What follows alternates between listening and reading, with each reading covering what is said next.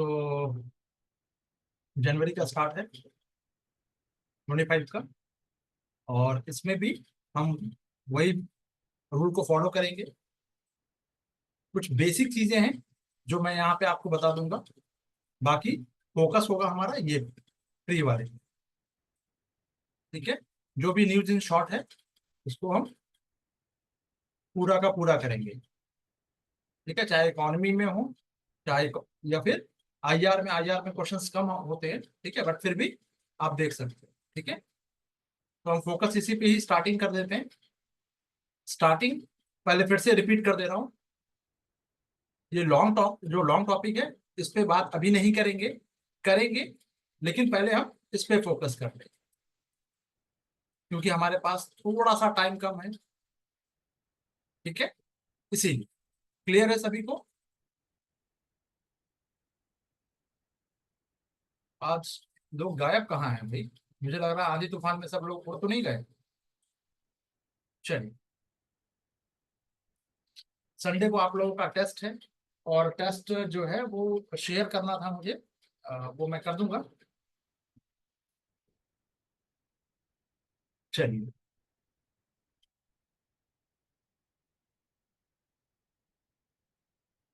सब लोग पीवाईक्यू इसका एमसीक्यू कर रहे हैं ना?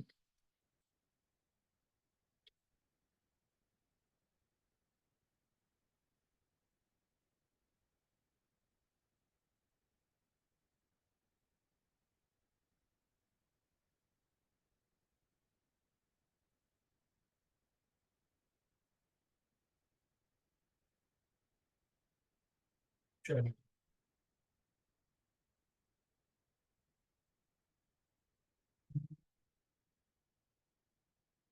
शॉर्ट तो नहीं लिया।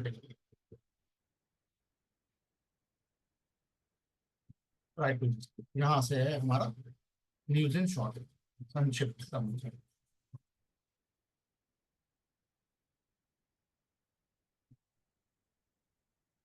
ठीक है। Right to access to justice not absolute. न्याय तक पहुंच का जो अधिकार है वो पूर्ण नहीं है, सुप्रीम कोर्ट ने कहा है, मैंने नहीं। ठीक है। तो अब इसके मायने क्या है? अब ये क्वेश्चन आपको बहुत ही इंपॉर्टेंट हो जाता है प्री एस्पेक्ट से। ठीक है, चलो इसको जरा सा देख लेते हैं। बेसिकली अभी हुआ क्या था, रिसेंट जो डेवलपमेंट था उसमें सुप्रीम कोर्ट ने इम्पोज किया था penalty on a petitioner for filing frivolous जो लिटिगेशन था that burden the judicial system के लिए। बहुत ज्यादा आपने बोझ डालने वाली प्रणाली पर एक, मतलब तो इसका कोई बेसलेस था। एक पिटिशन को ये किया गया था, फाइल किया गया था, और इसके वजह से उस पर पेनल्टी लगाई किसने? Supreme court. तो निराधार का मतलब बेसलेस, और फ्रीविलियस का मतलब क्या हुआ? जिसका कोई कानूनी आधार ना हो, बेसैर पैर का, बस दूसरे को परेशान करना हो। आपने जो जुडिशियल जो प्रोसेस है उसको डिले करने का एक टैक्टिस होता है। जैसे कि ये कई बार देखा जाता है, जैसे मुझे पता है कि ये जमीन सुबह की है, बट सबको सब कुछ पता है, बट फिर भी ये केस फाइल कर दी जाती है ना? चलो, तो ये इंपॉर्टेंट नहीं है अभी फिलहाल। ये आप लोगों को सिर्फ अंडरस्टैंडिंग के लिए मैं बता रहा हूँ, इसको अंडरलाइन वगैरह करने की जरूरत नहीं है। काम की चीज क्या है, जहां से यूपीएससी सीधा क्वेश्चन आपका यूपीएससी में मिल जाए। सो जो रिलेटेड जजमेंट था वो एक सुब्रता रॉय सहारा बनाम भारत संघ का था, इंडियन यूनियन का था, union of India, and Dalip Singh and state of Uttar Pradesh, KC Thakaran करके हैं, and versus state bank of India. अलग अलग केस स्टडी है, ठीक है, उसको छोड़ दो। इसका मतलब क्या, न्याय तक पहुंच का अधिकार का मीनिंग क्या है? तो meaning of the right to access to justice. ठीक है। So a basic principle of the rule of law that ensure individual can seek and obtain remedies for their grievances। कानून के शासन का एक मूल सिद्धांत क्या है जो अश्योर करेगा आपको कि व्यक्ति की अपनी शिकायतों के समाधान के लिए न्यायालयों तक पहुंच बना सके, यानी हम एक्सेस तो कर सके। तो सबके लिए खुली है, दरवाजे तो सबके लिए खुले हैं, जिनके पास पैसे नहीं है उनके लिए भी है। ठीक है, तो सबके लिए एक्सेस का मतलब हुआ सबके लिए वो एक्सेसिबल होगा। तो न्याय तक पहुंच के अधिकार का प्रमुख निर्णय क्या है, इसका एक जो जो की जजमेंट क्या दिया है इन्होंने। अनीता कुशवाहा बना पुष्पा सूदन का एक केस था, उसमें सुप्रीम कोर्ट ने एक अपना जजमेंट दिया था आर्टिकल 14 में, समानता का अधिकार। ठीक है, declare that access to justice is a fundamental right. Supreme court ने कहा था आर्टिकल 14 में समानता का अधिकार होना चाहिए, का अधिकार है। आर्टिकल 21 जो है right to equality and right to life and personal liberty, ये मौलिक अधिकार घोषित किया था। ठीक है भाई, इसमें कोई किसी को प्रॉब्लम नहीं है। प्रॉब्लम कहाँ पे आ रही है, डिले का जो अधिकार, डिले टैक्टिस, ये जो पूर्ण अधिकार, यानी पूर्ण अधिकार एब्सोल्यूट नहीं है। What does it mean, absolute का मतलब क्या है? जैसे कि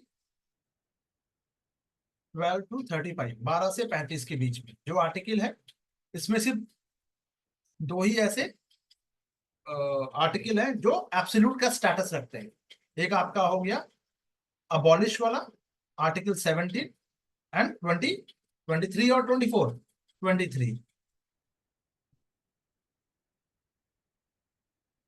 ठीक है। तो प्रस्तावना में भी कहा गया है या डीपीएसपी में भी कहा गया है, आर्टिकल 32 में भी है, 32 में भी इस तरह के प्रोविजंसेस है, मैकेनिज्म है हमारे पास कि आपको का सोल्यूशन देना है निःशुल्क। देखो 39A निःशुल्क कानूनी सहायता की, यानी पैसे नहीं है तो गवर्नमेंट कोर्ट क्या करेगी, वहां पे गवर्नमेंट जो वकील है उसको ऑर्डर करेगी कि आप इसका केस लड़ो, होता है। ठीक है, प्रियम्बल में बात करें तो it's cover social economic and political justice. तो जस्टिस कितने प्रकार का हो गया, they are 3 type of justice. Clear, UPPCS ने ऑलरेडी पूछ रखा है। क्लियर, अब ये तो हो गया सुप्रीम कोर्ट के लिए। हाई कोर्ट के लिए 226 है, रिट के जरिए आप क्या कर सकते हैं, रेमेडी ले सकते हैं, पीआईएल दाखिल कर सकते हैं भगवती साहब का। ठीक है, उससे रिलेटेड था। अल्टरनेटिव डिस्प्यूट जो रेडिसल है, एडीआर एक और है, वैकल्पिक वाद समाधान, कम लागत वाली खर्च और कम, मतलब बहुत ज्यादा यू नो क्विक ट्रायल होगा, एफिशिएंट प्रोसेस होगा। ठीक है, और विवाद का समाधान का, जैसे ट्रिब्यूनल वगैरह देते हैं जल्दी से, है ना, वैकल्पिक मिल गया। अब इसमें काम की चीज क्या है वो समझते हैं। अभी तक तो जितनी भी चीजें मैं बता रहा हूं, इसमें से कहीं ना कहीं ये सब चीजें, मूल चीज क्या है, ओरिजिन, मतलब एक न्याय तक पहुंचने के लिए कुछ जो एसेंशियल एलिमेंट होने चाहिए वो क्या होने चाहिए। तो एक न्यायिक तंत्र होना चाहिए, एक जुडिशरी जुडिशरी केसरी मैकेनिज्म होना चाहिए। ठीक है, अफोर्डेबल वो होना चाहिए, कम लागत वाली, अफोर्डेबल होना चाहिए, तुरंत होनी चाहिए, स्पीडी ट्रायल होना चाहिए। और एक्सेसिबिलिटी का मतलब हुआ कि ये केवल दिल्ली में ही एकमात्र सुप्रीम कोर्ट की सीटें और कुछ ही हाई कोर्ट की बेंच, न्यायालय का अत्यधिक बोझ, उच्च लागत, ये सब से की कमी की वजह से क्या है, बहुत सारे सबको न्याय एक्सेप्ट, मतलब एक्सेस एक्सेस नहीं कर पाते। जैसे अगर मैं एक बात कहूं कि चलो यार सुप्रीम कोर्ट में केस लड़ते हैं, तो आपको भी पता होगा, इनफैक्ट सुबह एंड राज तो सुप्रीम कोर्ट के वकील से भी पढ़ चुके हैं, एक दिन की हियरिंग की फीस क्या होती है।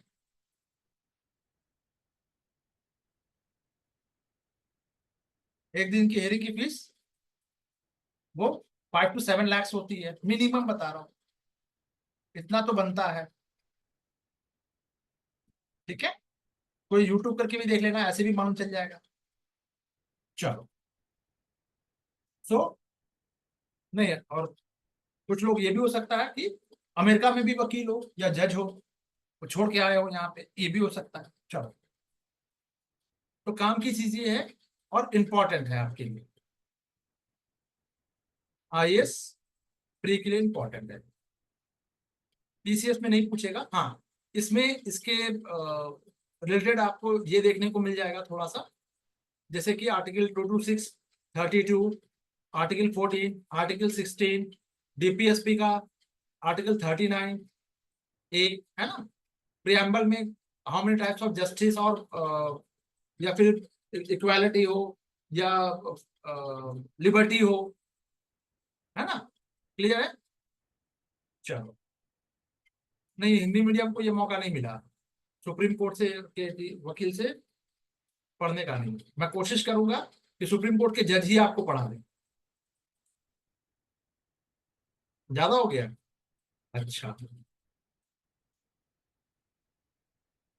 किनको किनको पढ़ना है? सुप्रीम कोर्ट के जज से भाई, या अमेरिकन रिटर्न से? चलो ठीक। चलो, now come to the next topic. एक नया टॉपिक देखते हैं। डिजाइनिंग इनोवेशन जो है, innovative solution solution for holistic access to justice, Disha scheme is related to समग्र न्याय तक पहुंच के लिए नवाचार, यानी एक इनोवेटिव जो सोल्यूशन है वो प्रोवाइड करेगा दिशा। तो ये जो हमारा संविधान, हमारा स्वाभिमान, या हमारा संविधान हमारा स्वाभिमान, एक क्या है, ये एक कैंपेनिंग चलाया गया, ठीक है। Was organised to celebrate 75th जो एनिवर्सरी था of the Indian constitution and India's establishment as a republic under the Disha scheme. तो ये दिशा योजना जो है उसी के तहत इसको आयोजित किया गया। क्यों? पर्पस क्या था? 75 इसका एनिवर्सरी था, ठीक है। उसका स्कीम का नाम क्या? हमारा संविधान हमारा स्वाभिमान कैंपेन। क्लियर। चलो, तो कुल मिला के होलिस्टिक जस्टिस को लेकर है। पीसीएस पूछेगा, बस पीसीएस इतना ही पूछेगा, आपको डिटेल नहीं करनी है। डिटेल कहाँ करनी है? आईएएस के लिए। तो जो लोग परेशान थे ना कि पीसीएस नहीं निकल रहा, वो यहां से निकल जाएगा। चलिए, शुरुआत कब हुई है? ये कौन सा मंत्रालय इसको, जो मिनिस्ट्री है वो कवर कर रहा है? तो इट्स स्टार्टेड 2021 में by the department of justice, ministry of law and justice, ठीक है। टाइम पीरियड क्या रहेगा? ये कैंपेनिंग कब तक चलने वाला है यार? 21 to 26, 5 years के लिए। एम क्या रहेगा? वही एम है आर्टिकल 39A, 14, 21 में जो भी जो जो न्याय की बात की गई है। Ensure justice for Indian citizen. Hello hello hello, hold on. भारतीय नागरिकों को, इंडियन सिटीजन को सुनिश्चित करना, इंश्योर करना। अब यूपीएससी आपसे यहाँ पे क्या करेगा? एक खेला करेगा। फॉरेनर्स को भी अवेलेबल है, तो कंफ्यूज मत होना। आर्टिकल 14 में आपका फॉरेनर्स भी आ जाएंगे, ठीक है। बट यहाँ पे फॉरेनर नहीं है। क्लियर है। इस पे फोकस कर लेना कि भारतीय नागरिकों के लिए है। हाँ, ये बात अलग है कि आप कुछ अलग से इंडियंस, आपको भारतीय बनना है तो बन जाओ, है ना। चलो, फोकस यहाँ पे रखना है। मयंक अवस्थी जी, चलो। तो फोकस, प्रमुख फोकस क्षेत्र क्या होगा इसका? Focus area. तो एक्सपैंड द रीच ऑफ, कौन कौन सा उसमें आपको सेवाएं मिल जाएंगी? टेली लॉ सेवाएं मिल जाएंगी, लॉ सर्विस, लीगल एडवाइस मिलेगा वाया फोन के थ्रू, जैसे किसान को मिलता है ना कॉल सेंटर से। आप फोन के थ्रू कर सकते हैं कि भाई पड़ोसी से झगड़ा हुआ है, बताओ यार कोई सॉल्यूशन है तो।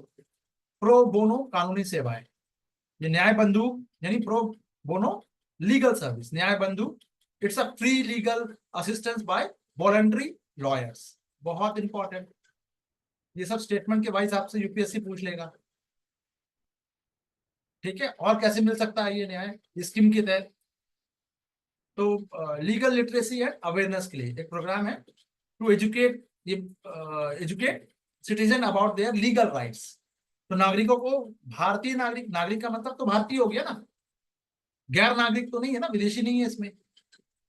कानूनी अधिकारों के बारे में उनको एजुकेट करना, अवेयरनेस लेके आना, दैट्स इट। क्लियर है। चलो, नेक्स्ट टॉपिक चलते हैं। Amendment to prisoner manual and correctional services act, ठीक है। कारागार नियमावली और सुधारात्मक सेवाएं।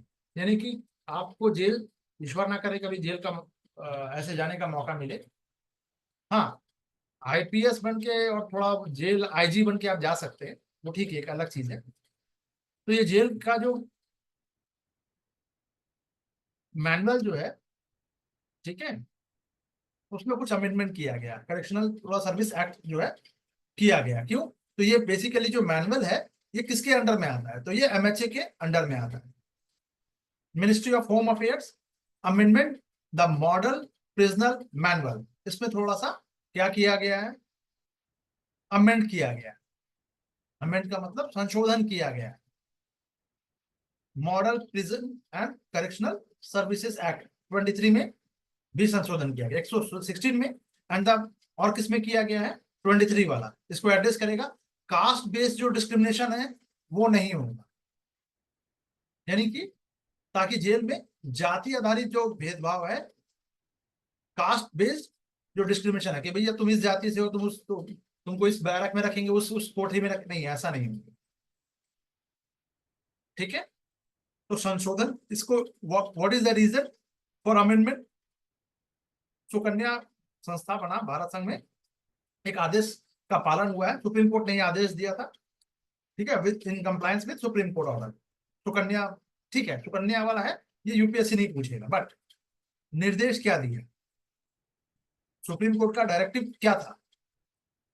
तो ये जेल जो आपका जो हैबिचुअल ऑफेंडर्स जो है, जैसे कि भाई मैंने 4 खून पहले कर रखे, अब मैंने 5वां खून कर दिया, आदतन हैबिचुअल ऑफेंडर हूं, 10 बार मैं पॉकेट मारूंगा फिर से आ जाऊंगा, 10 बार मैं झूठ बोलूंगा, 10 को चूरन बेचूंगा कि भाई मैं अमेरिका से आया हूं और आपका काट लिया, काइंड ऑफ। तो क्या होगा? ऑफेंडर है, बार बार जेल जा रहे हैं, बार बार पुलिस आ रही है, ठीक है, ऐसा। तो इस संदर्भ को के संबंध में राज्य कानून को दी गई परिभाषा के अनुरूप बनाना, यानी आदतन अपराधी फोकस किस में रहेगा, ये किसके लिए बनाया गया है? हैबिचुअल जो ऑफेंडर है उनके संदर्भ में, उनके रेफरेंस में in person manual should align with legislative definition in respective state law. यानी यूपी का जेल मैनुअल अलग है या हरियाणा का अलग है, ठीक है।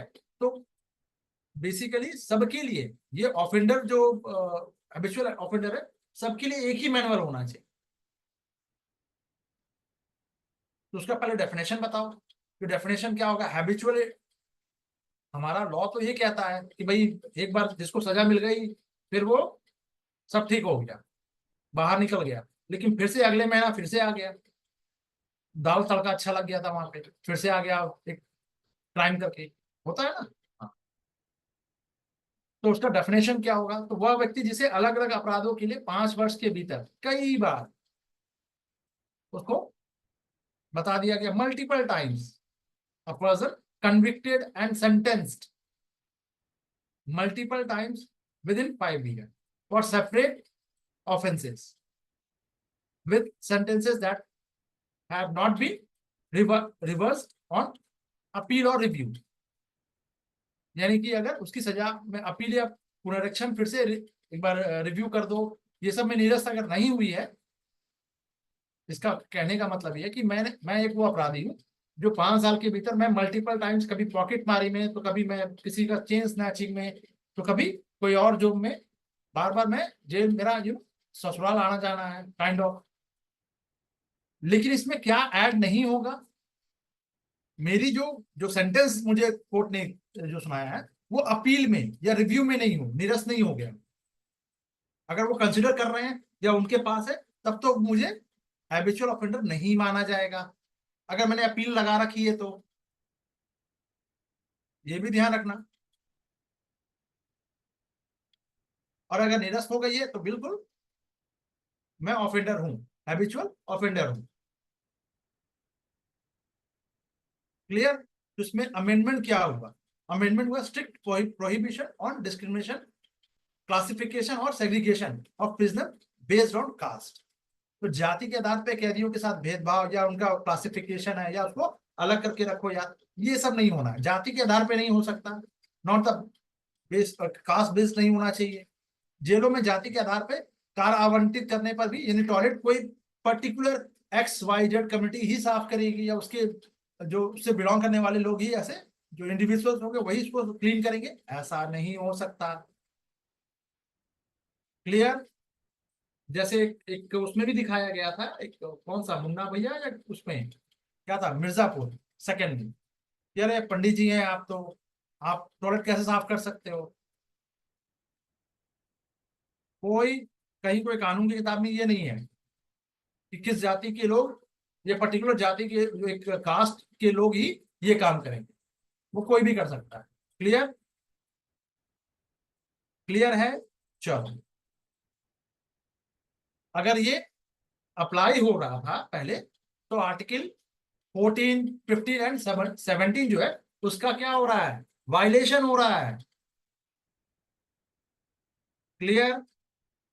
अब आ जाओ, हाथ से मैला ढोना, यानी जो स्कार्वेंजिंग जो है, मैनुअल जो स्कार्वेंजर्स जो है, एंड देयर रिहैबिलिटेशन जो एक्ट है, ये भी 2013 में लाया गया। ये बाहर तो लागू ऑब्वियस है कि एप्लीकेबल है, बट ये जेल के अंदर भी किया गया है कि आप मेन हॉल को आप हाथ से करना है, या सर में मैला ढोने वाला, बैनिंग मैनुअल स्कार्विंग, हाथ से नहीं करना है।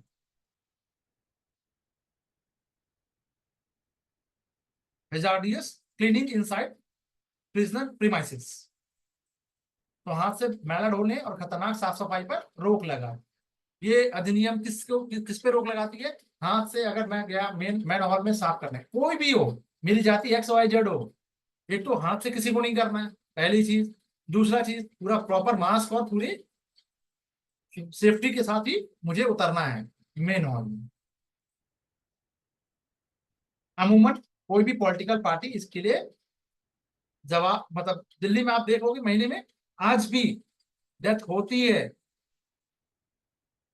और बीजेपी हो, कांग्रेस हो, सपा बसपा, जो भी हो, XYZ पॉलिटिकल पार्टी हो, कोई इसके अगेंस्ट फोर्थ और फिफ्थ आपको पेज में न्यूज मिलेगा छोटा सा कि डेथ हो गई। पैथेटिक है। चलिए, तो जेल मैनुअल की बात करें, प्रिजन इन इंडिया क्या है भाई, गवर्नेंस जो है, जेल और उसमें बंदी जो है, ये स्टेट लिस्ट में आते हैं, जिससे इनका प्रशासन राज्य सरकार की जिम्मेदारी हो जाती है। तो यूपी का जेल अलग है, गुजरात का जेल अलग है ना, महाराष्ट्र का जेल अलग होगा। तो इसके लिए जो लीगल फ्रेमवर्क है, it's earlier govern by the prisoner जो एक्ट है 1894 का, तो उसके साथ ये ऑपरेट होती है। स्टेट प्रिजनर मैनुअल के तहत रिफॉर्म क्या किया गया, इसी को ही कर दिया गया कि भाई, MHA ने क्या किया, किसने किया, MHA ने, home affairs introduce a model prisoner act. Model prisoner act तो आएगा इस बार, UPSC 23 में पास हुआ है, अभी तक पूछा नहीं है। क्यों दीदी? ताकि ब्रिटिश कालीन कानूनों में क्या किया जा सके, रिफॉर्मिंग, थोड़ा सा रिफॉर्म किया जा सके। क्लियर? अरे, रिप्लाई नहीं आया, क्या हो गया?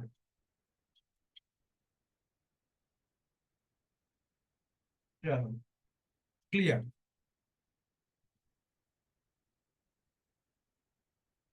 नेक्स्ट टॉपिक की तरफ चल रहे हैं, डॉक्ट्रिन ऑफ मर्जर।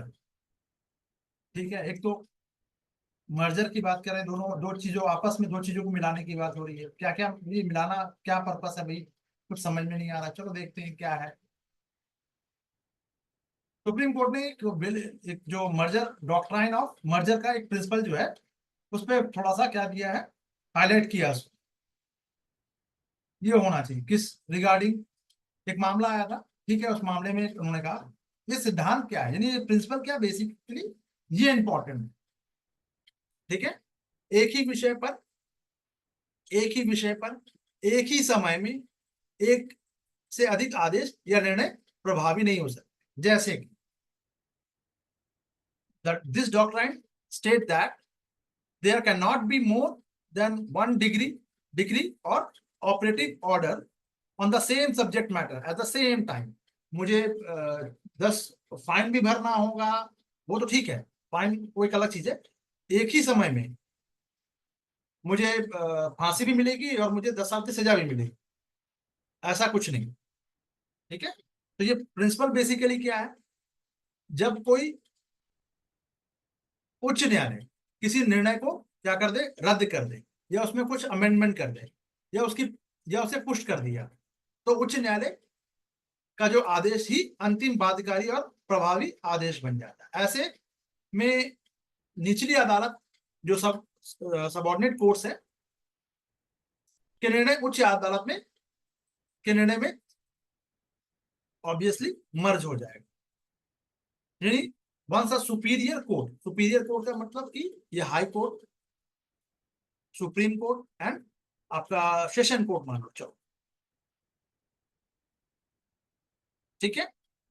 तो ये जो एक जो सेंटेंस दिया गया, डिसीजन दिया गया लोअर कोर्ट ने हाई कोर्ट, मतलब हाई कोर्ट में अपील में गया या हाई कोर्ट से सुप्रीम कोर्ट गया, तो इसी इनके उस जजमेंट को, डिसीजन को खत्म नहीं करेंगे, रद्द नहीं किया जाए, या उसमें कुछ अमेंडमेंट, यानी once a superior court makes a decision, the superior court orders become the final binding and operative order, the lower courts decision is merge into the superior court ruling, और ऑटोमेटिक उसमें merge कर दिया जाएगा कि यार 5 साल की सजा है, ठीक है चलो 5 साल, अब हमने 7 साल का दिया, 2 साल इसी में और ऐड कर दिया, ठीक है। दो अलग अलग को मिलाकर एक, अब मान लीजिए कि एक ने कह दिया यार 20 साल के लिए सजा मिलेगी, एक ने कहा कि नहीं नहीं इसको तो फांसी की सजा मिलेगी, तो दोनों को मर्ज नहीं करना है। जो कैपिटल जो एक दोनों को एक साथ क्या कर दिया, कोलैब कर लिया, कोप अप कर दिया। क्लियर है? चलो कमेंट करते चलना, मुझे नहीं पता चलेगा ऐसे, आप लोगों को शायद मैं अंतर्यामी लग रहा हूं, हो सकता हूं, बट मैं हूं नहीं, तो विदाउट आपके कमेंट के मुझे पता नहीं चलेगा। सीबीआई के लिए राज्य की सहमति कई बार बता चुका हूं, एग्जाम्पल दे रखा है यार। ममता बनर्जी वेस्ट बंगाल में यहाँ से सीबीआई गई थी, उन्होंने वापस ले लिया कि हम सीबीआई को, क्योंकि दिल्ली पुलिस एक्ट से ये गवर्न होता है, हम अलाउ नहीं करेंगे। महाराष्ट्र ने भी मना कर दिया। तो ऐसे बहुत सारे स्टेट है जो परमिशन देते हैं कि भैया आओ सीबीआई हमारे यहाँ थोड़ा सा इन्वेस्टिगेट कर लो, बट हमारे परमिशन के साथ है, ठीक है। चलो, तो स्टेट कंसर्न फॉर सीबीआई क्यों चाहिए, सुप्रीम कोर्ट ने कहा, अभी हाल में ही कहा है कि जो भ्रष्टाचार जो है, करप्शन जो है, प्रैक्टिसेस हो रही है ना, तो करप्शन के तहत अगर किसी स्टेट में तैनात कोई सेंट्रल गवर्नमेंट का कोई कर्मचारी है, कोई उसका जो एम्प्लॉय है, ठीक है, तो उसके खिलाफ मामला दर्ज करने के लिए राज्य की सहमति की आवश्यकता नहीं है। जैसे कि सुबो जो है, ये जो है, ये आईएएस है, ठीक है, और पोस्टेड है वेस्ट बंगाल में, ठीक है, और करप्शन का चार्ज भी लग गया, 10 रुपया लिया था, ठीक है। तो सेंट्रल गवर्नमेंट को स्टेट से परमिशन की जरूरत नहीं है। इसका एक एग्जांपल मैंने पहले भी दिया था, जो क्या कहते हैं, वेस्ट बंगाल जो गवर्नमेंट है, स्टेट गवर्नमेंट, उन प्रिंसिपल सेक्रेटरी या जो एक डीजीपी लेवल के, उनकी एक पॉलिटिकल उसमें भाग ले रहे थे, पार्टिसिपेट कर रहे थे, धरना पे बैठ गए थे, दिल्ली आने की जरूरत नहीं थी, सीधा कहा भैया रिजाइन करो। तो स्टेट ने खूब हंगामा मचाया कि नहीं, आप आपको हमसे परमिशन लेनी चाहिए, भैया परमिशन की जरूरत नहीं है।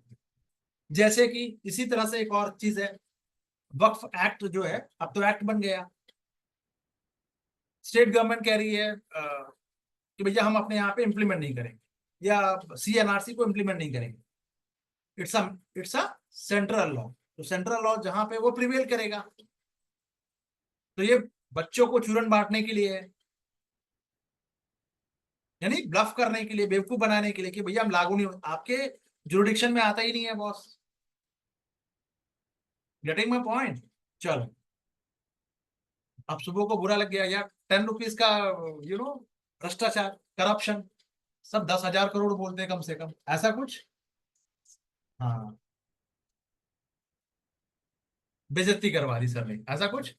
चलो, अब प्रीवियस जो रूलिंग था सुप्रीम कोर्ट का, ये this overturn and the earlier जो रूलिंग है बाय द आंध्र प्रदेश को हाई कोर्ट का था, which dismiss case against the central employ due to the lack of state concern, कि स्टेट का कंसर्न नहीं मिला। तो अब एकदम क्लियर कर देना, क्योंकि अब सुप्रीम कोर्ट आ गया है।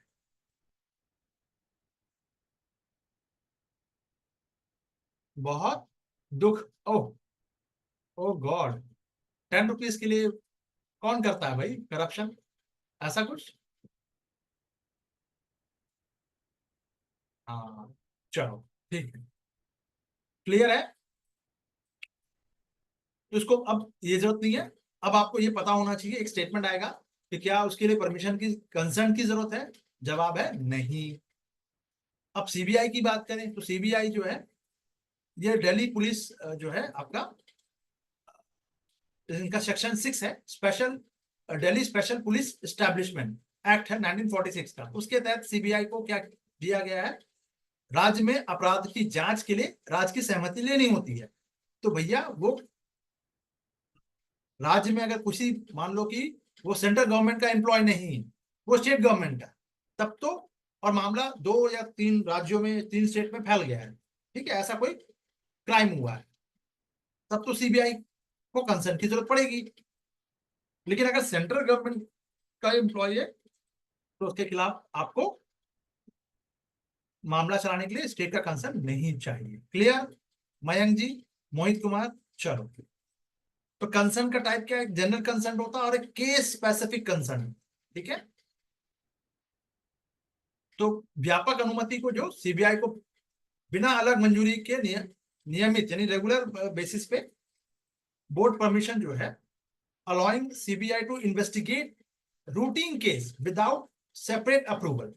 एक हर पेज पे साइन करना, हाँ कर दो यार, और एक सामान्य सहमति है, ऑटोमेटिक है, हाँ आ जाओ चेक करके चले जाओ, कोई दिक्कत नहीं। एक होता है केस स्पेसिफिक कंसर्न, अगर सामान्य नहीं दिया गया तब तो आपको विशेष मामले के लिए स्पेशल जो है required for individual case when general concern is not given. अगर समान कंसर्न नहीं दिया गया है तो आपको विशेष मामले में स्पेशल कंसर्न आपको चाहिए, केस स्पेसिफिक। क्लियर। चलो, बस यही स्टेटमेंट था, प्री के लिए इतना इंपॉर्टेंट था। नेक्स्ट टॉपिक चलते हैं, देखो छोटा छोटा टॉपिक है बट काम का है, ठीक है।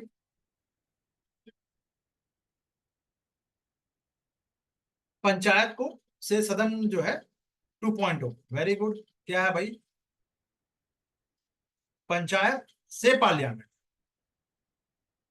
पंचायत टू पार्लियामेंट होना चाहिए, ठीक है।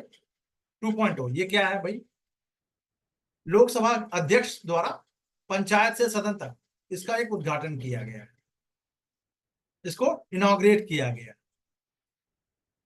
ठीक है। तो पंचायत टू पार्लियामेंट नहीं होगी, पंचायत से पार्लियामेंट है, ठीक है, वट जो भी है। ऑर्गेनाइज, ये ऑर्गेनाइजर कौन है इसका, तो it's organise by national commission for women, बहुत इंपॉर्टेंट, महिला आयोग। लोकसभा सचिवालय द्वारा जनजाति मामलों का मंत्रालय, दोनों ने मिलकर collaboration with the ministry of tribals affairs, दोनों ने मिलकर इसको लॉन्च किया, आयोजित किया, मतलब ठीक है, ऑर्गेनाइज किया था।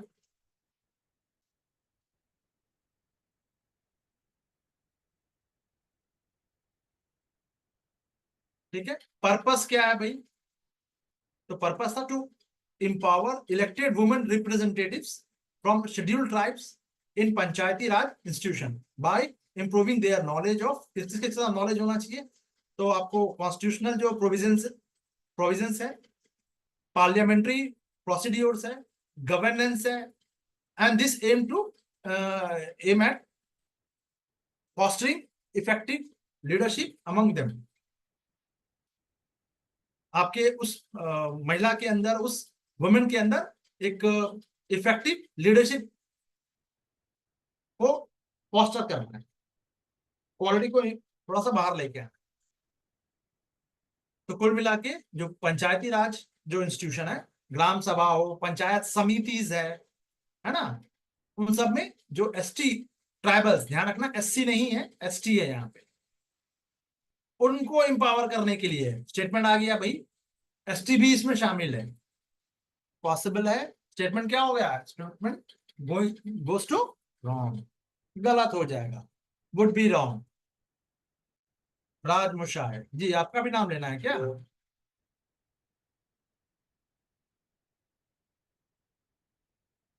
देखो स्टेट का गवर्नमेंट का है तो बिल्कुल लेना होगा बॉस। अगर आप बंगाल पीसीएस निकाल के आ रहे हो और आपने जो क्राइम कमिट किया वो यूपी, बिहार और तमिलनाडु में भी फैला हुआ है, तो सेंटर करेगी भैया सीबीआई को दे रहे हैं हम केस। हालांकि इसकी डिमांड भी स्टेट गवर्नमेंट करेगी तब, लेकिन अगर पर्टिकुलर स्टेट नहीं है यहाँ पे, 3 to 4 स्टेट जो है वो उनका उसमें इन्वॉल्वमेंट है, क्राइम हुआ है, उससे रिलेटेड है स्टेट, तो डेफिनेटली सेंटर कर देगा। लेकिन अब उसकी इन्वेस्टिगेशन के लिए क्योंकि आप जो है वो स्टेट गवर्नमेंट के एम्प्लॉय है, तब तो भैया परमिशन तो लगेगा। क्लियर है? चलो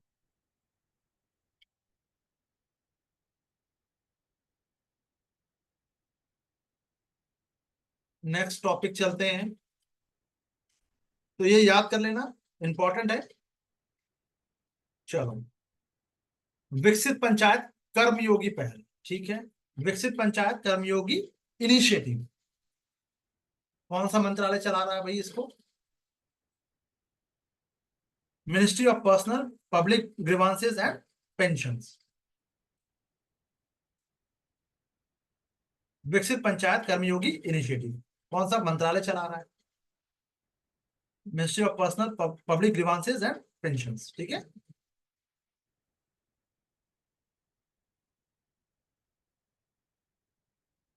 अवसर क्या था यार, ओकेजन क्या था? वही गुड गवर्नेंस डे था। गुड गवर्नेंस डे कब मनाया जाता है? अटल बिहारी वाजपेयी, है ना, 25 दिसंबर लॉन्च किया गया। चलो, पर्पस क्या है यार, एम क्या है? To improve the capacity and skill of Panchayati Raj institution, उसके कौशल में थोड़ा सुधार करना है। Training elected representative and officials for better governance and participatory planning. Clear? तो सबको ट्रेनिंग देना कि कैसे पार्टिसिपेट, वो देखा ना पंचायत वाला, अभिषेक भैया वाला, क्या था, सचिव, सचिव जी है ना, उनको ट्रेन करना है। चलो, अब ये कौन सा, इट्स अ पार्ट ऑफ प्रशासन गांव की ओर, एक मेजर एक ब्रॉडर कैंपेनिंग है कॉल्ड प्रशासन गांव की ओर, उसका ये पार्ट है, it's a part of this program. Focus किस पे रहेगा? तो वही प्रमोट डिसेंट्रलाइज को करना है, विकेंद्रीकृत गवर्नेंस जो है, डिसेंट्रलाइज जो है गवर्नेंस है, and encourage grass root level decision making. तो जब डिसीजन मेकिंग लेना है तो उसमें कौन कौन सी बातों का आपको ध्यान रखना होगा? यूपीएससी पहले 2011 एंड 12 में कॉम्प्रिहेंशन में पूछता था। अब सबको पता है कि क्या डिसीजन लेना है, अच्छी सी बात है, तो सबको पता है तो ये क्वेश्चन अब नहीं आता। बट पूरी तरह से आप इसको कहोगे कि बिल्कुल नहीं आता, नहीं, ऐसा नहीं है, आता है बट कम आता है। कभी कभी वो आपको यू नो पूर्व धारणा और उसी में ही थोड़ा सा मर्ज कर देगा, आपके माइंड को चोक करेगा। कॉम्प्रिहेंशन कितने लोग, जल्दी से मुझे कमेंट करके बताओगे, कॉम्प्रिहेंशन कितने लोग अभी तक कंटिन्यू डेली बेसिस पे कर रहे हैं?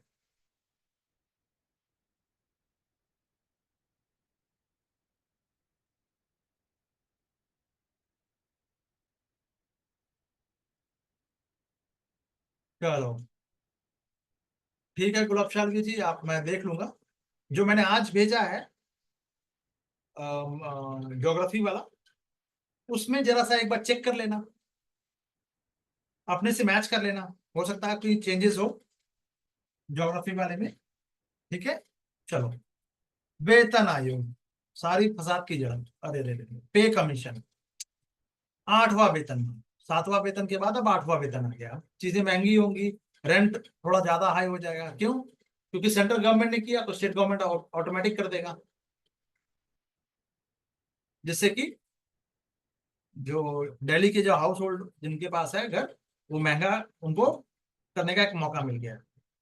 चलो, कि महंगाई बढ़ गई, अब लोगों के पास ज्यादा पैसा आ गया, ज्यादा रेंट दो, तैयार हो जाना। ठीक है, तो ये इसका कॉन्स्टिट्यूशन कौन करता है? सेंट्रल गवर्नमेंट करती है, राष्ट्रपति नहीं करता है, ध्यान रखना यार। ठीक है, तो अब तक टोटल 7 हो चुके हैं, ये 8वां है। इट्स अ 8th पे कमीशन 1947 से अब तक। ठीक है, 7th पे कमीशन था, वो 2016 में लागू किया गया। 10 साल में ये जो मतलब ये वो था, इसका कार्यकाल 26 में समाप्त हो गया। ठीक है, Ashok justice Ashok Kumar Mathur was the chairman of 7th पे कमीशन, ये भी याद रख लेना, अशोक कुमार माथुर। पीसीएस आईएएस सबके लिए इंपॉर्टेंट रहेगा। ठीक है, अब 8वां होना है, तो उसमें होता क्या है बेसिकली, तो determine salary structure, allowances and other benefit for government employ. Central government की एम्प्लॉय के लिए है, स्टेट गवर्नमेंट के लिए नहीं है, ये ध्यान रखना है। इट्स अ सेंट्रल गवर्नमेंट, और सेंटर ने किया तो फिर स्टेट भी धीरे धीरे उसको अडॉप्ट कर लेते हैं। क्लियर है? चलो, एक और टॉपिक है आपका, अडेलमेन ट्रस्ट बैरोमीटर। ये क्या बैरोमीटर क्या है भाई? ये रिलीज हो रहा है, ये ये बैरोमीटर जो है, अडेलमेन ट्रस्ट बैरोमीटर, ये कौन रिलीज करता है? WEF करता है।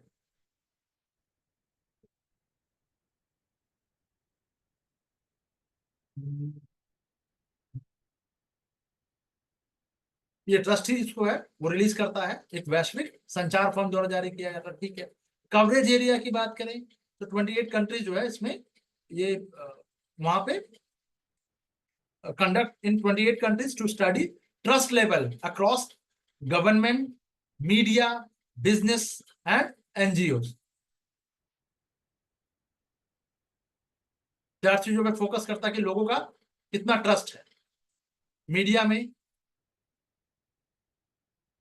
ठीक है, बिजनेस में, गवर्नमेंट में और एनजीओ में। आई थिंक किसी में नहीं, हम इंडियंस का है ना। चलो, तो उसका की फाइंडिंग क्या निकल के आया कि इंडिया इज द थर्ड, कम आय वाले वर्ग में भारत का स्थान थर्ड है। First China, second Indonesia and third India. ठीक है, उच्च आय वर्ग में बात करें तो भारत का स्थान फोर्थ रहा। ठीक है, and the last one, India का जो रैंकिंग है, rank 13th in trust when it's comes to companies with Indian headquarters in other countries. यानी विदेशों में अगर कोई इंडियन कंपनी है तो ज्यादा ट्रस्टेबल है, उसमें ये 13 नंबर पे रहा इंडिया। इंपॉर्टेंट है, ठीक है, मेंशन है। चलो, अच्छा, डरने की जरूरत नहीं है। जिन जिन लोगों ने मुझ पे इल्जाम लगाया कि भाई काफी बड़ा, 209 पेजेस का हो गया, ये आपको दिख रहा होगा, वर्ड का साइज बड़ा कर रखा है मैंने, है ना, तो इजीली आप पढ़ पाओगे। चलो, आईआर में, अब थोड़ा सा आईआर है, अब आईआर का भी हम जो न्यूज इन शॉर्ट जो है वो देख लेते हैं अभी। आईआर से सबसे कम क्वेश्चन आता है ना, हालांकि कुछ इंपॉर्टेंट चीजें हैं वो मैं बता दूंगा, छोड़ूंगा कुछ भी नहीं, तो डोंट वरी अबाउट दैट। दिमाग में आ सकता है कि सर इंपॉर्टेंट चीज आपने छोड़ दिया, नहीं कुछ छोड़ूंगा तो कुछ भी नहीं बॉस। ठीक है,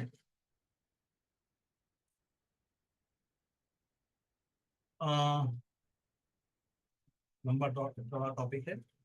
हाँ, 60 ईयर, ठीक है, कहाँ गया भाई 60 ईयर वाला?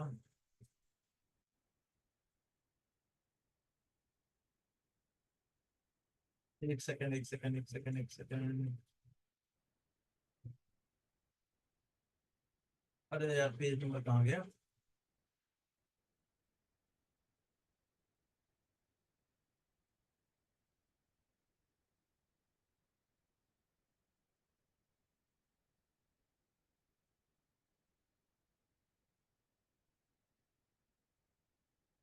हाँ देखो, अभी तक किसी ने नहीं बताया, बट मुझे ध्यान आया कि यार पेज नंबर जो है इसमें थोड़ा सा मिसिंग रहता है, मतलब ये कौन सा टॉपिक किस पेज नंबर पे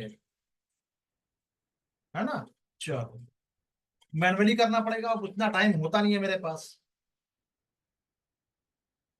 ठीक है।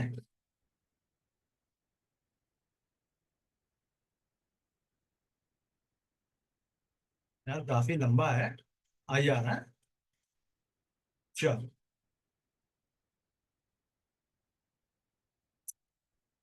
अननेसेसरी अनवांटेड भटकने की जरूरत नहीं है ना। अच्छा 56। अच्छा, आप लोगों के कमेंट को थोड़ा सा मैंने ऊपर कर दिया और वो अटक गया, ठीक है 56 पे। ठीक है, ठीक है। चलो। ए,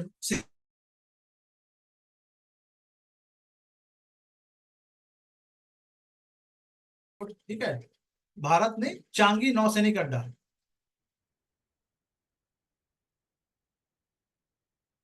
जी जी, मैंने यहीं से स्टार्ट किया है बॉस। अभी हम कुछ देर पहले मैंने कहा है कि जो न्यूज इन शॉर्ट होगा वही हम उसी को पहले प्रायोरिटी में रखेंगे। चलिए। तो भारत को चांगी नौसैनिक अड्डे तक पहुंच प्राप्त होगा, चीन का सामना करना पड़ रहा है, ये 60 साल क्यों हो गया है, तो चलिए। बायलैटरल है बेसिकली। तो इंडिया को एक्सेस मिल गया है Changi naval base, which helps in balancing China's influence in the Indo Pacific region. तो सबसे पहले यार, ये चांगी नौसैनिक जो नेवल बेस है, ये है कहाँ पे? ठीक है, सिंगापुर में। अब इंडिया को ये एक्सेस मिल गया है, और सिंगापुर से वो कहाँ जा सकता है, थोड़ा सा चाइना को कंट्रोल में रखेगा, ठीक है। तो सिंगापुर के ये पूर्व पश्चिम समुद्री व्यापार मार्ग के चौराहे पे है, ऐसे है। ठीक है, सिंगापुर स्ट्रेटेजिक लोकेशन है at the cross road of east west maritime trade route, makes it's crucial trade hub for India. ठीक है। एफडीआई बहुत ज्यादा हो रहा है, अब एफडीआई याद रहेगा नहीं, बट एक लाइन याद रखना, सिंगापुर जो है वहां जो it's a Singapore plays a key role in India's act east policy, strengthening diplomatic and जो इकोनॉमिक टाइज विद जो ईस्ट एशिया। ठीक है, तो सिंगापुर का है अपना महत्वपूर्ण केंद्र भी है, क्योंकि व्यापार सबसे ज्यादा ट्रेड हो रहा है ना। एफडीआई की बात करें, when we talk about FDI, तो फर्स्ट कंट्री है ये, लार्जेस्ट सोर्स है। अच्छा, पहले एक इंपॉर्टेंट लाइन था एफडीआई का, India largest sources of FDI. तो इंडिया में जितना भी जो एफडीआई आता है वो वाया सिंगापुर आता है सबसे ज्यादा निवेश। एक्ट इस जो पॉलिसी है उसको भी ये कवर कर रहा है, ऑब्वियस है। राजनीतिक संबंध की बात करें तो ये थोड़ा सा याद रखना, 2005, 15 एंड 24 CECA पर साइन हुआ था। ठीक है, कॉम्प्रिहेंसिव इकोनॉमिक कॉर्पोरेशन एग्रीमेंट। ठीक है, 2005 में हुआ। 15 में स्ट्रैटेजिक पार्टनरशिप बन गया, अपग्रेड कर दिया उसको थोड़ा सा, कॉम्प्रिहेंसिव स्ट्रैटेजिक पार्टनरशिप बन गया। पहले तो 2015 में क्या स्ट्रैटेजिक पार्टनरशिप था, फिर उसको अपग्रेड करके क्या कर दिया गया, कॉम्प्रिहेंसिव कर दिया गया। ये याद रखना। ठीक है, पीसीएस में भी काम आएगा। तो टोटल जो ट्रेड होता है इंडिया का सभी के साथ ग्लोबल लेवल पे, उसमें सिंगापुर का जो, अगर हम रोल देखें थोड़ा सा, तो 3.2% ऑफ इंडिया टोटल ट्रेड 23-24 में है। ट्रेड पार्टनर है, सिक्स लार्जेस्ट ट्रेड पार्टनर है सिंगापुर। मल्टीलैटरल कोऑपरेशन के साथ काम करता है, आसियान के साथ तो है ही। ठीक है, जैसे अ, और भी कंट्री के साथ ये एक्सरसाइज वगैरह भी कर रहा है, प्लस ट्रेड तो है, इसका मेंबर भी है, कोऑर्डिनेशन भी हो रहा है, कॉर्पोरेशन भी है। ठीक है, तो ये ईएएस हो गया, ईस्ट एशिया समिट, इसका भी मेंबर है इंडिया और सिंगापुर। राष्ट्रमंडल का भी है, IORA का, इंडियन ओशन रिम एसोसिएशन का भी मेंबर है, India and Singapore. Indian ocean naval symposium, इसका भी मेंबर है, दोनों दोनों कंट्री मेंबर है। ठीक है। अगर हम डिफेंस कोऑपरेशन की बात करें तो अग्नि वॉरियर, ये थल सेना का आर्मी एक्सरसाइज है। And SIMBEX, it's a naval exercise.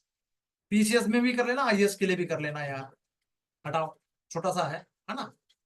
अगर हम बात करें एनआरआई की तो 9% जो जनसंख्या है टोटल पॉपुलेशन का, वो इंडियन ओरिजिन है। 9%, यानी हर 100 पॉपुलेशन जो लोग की बात करें तो उसमें 9 लोग आपको इंडियन मिल जाएंगे, और बेसिकली तामिल्स मिलेंगे।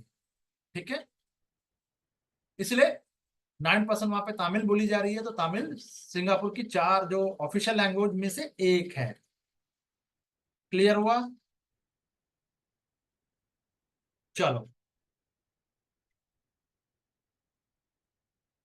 ब्रिक्स पे बात कर लेते हैं। BRICS, BRICS, Brazil, Russia, India, China and south Africa, है ना। ठीक। नाइजीरिया को अभी एक पार्टनर कंट्री बनाया गया है, नया साझेदार देश बना दिया गया है। इस समूह का ये 9वां जो साझेदार, मतलब एक पार्टनर बन गया है। ठीक है।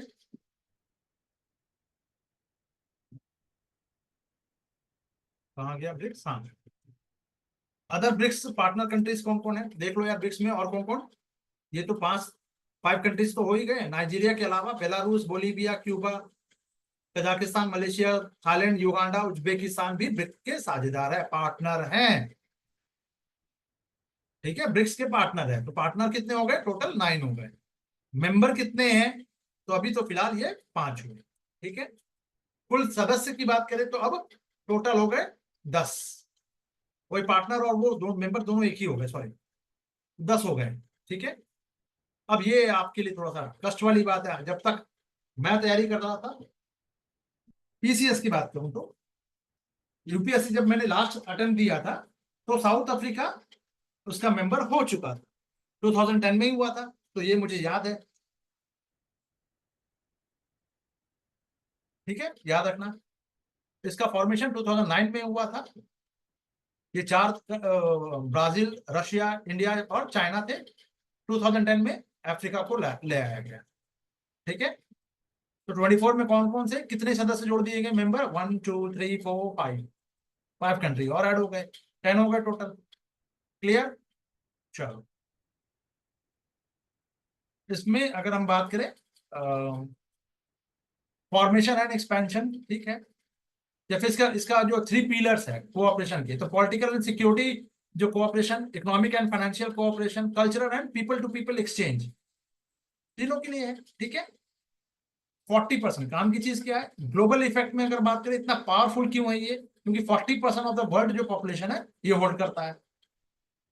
ठीक है। और जीडीपी का, ग्लोबल जीडीपी का ये 37.3% का कंट्रीब्यूशन भी करता है। ये इंपॉर्टेंट हो गया प्री के लिए। पॉलिटिकल, इकोनॉमी एंड कल्चर, तीनों पार्ट प्ले कर रहा था। 3 पीरियड्स हो गए। ठीक है।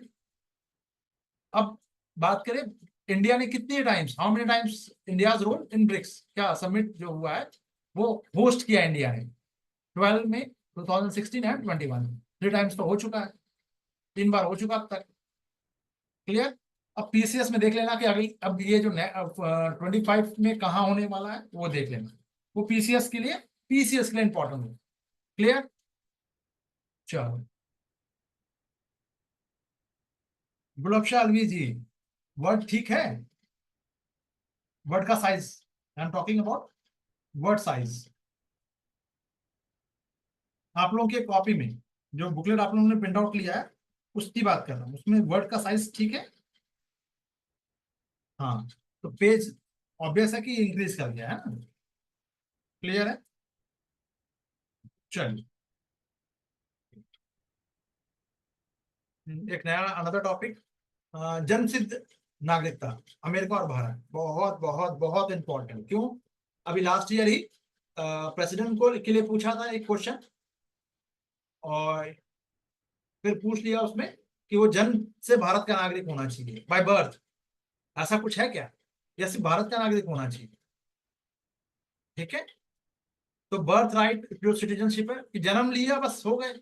यानी कोई वुमेन जो है प्रेग्नेंट होकर अमेरिका का, अगर वहां पे अगर उसने उस बच्चे को, उस चाइल्ड को बर्थ किया, जन्म दिया, तो ऑटोमेटिक क्या मुझे जिस उस बच्चे को सिटीजनशिप मिल जाएगा, ऐसा कुछ। तो ऐसे ही एक नाम है नासिर हुसैन, इंग्लैंड के क्रिकेटर हैं। ठीक है, इंग्लैंड से खेलते हैं। बेंगलुरु में उनकी मम्मी पापा आए थे और उनका जन्म हुआ है। ठीक है, चलो। बर्थ राइट सिटीजनशिप इंडिया और यूएस में क्या है, थोड़ा सा ये जान लेते हैं। ठीक है, चलो। तो थोड़ा ऐसे करने से क्या है, आप लोगों पर थोड़ा सा बर्डन कम पड़ रहा होगा। जिन लोगों को बर्डन थोड़ा कम लग रहा है ऐसे पढ़ाने से, तो वो भी लोग मुझे कमेंट करके बताइए, ताकि मुझे पता चले कि मैं कितना सही कर रहा हूँ, कितना गलत कर रहा हूँ।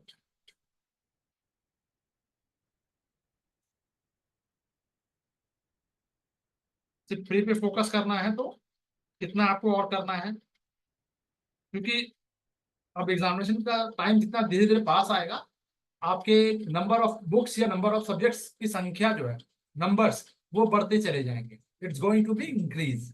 और जब ये इंक्रीज होगा तो फिर टेंशन होना लाजमी है ना।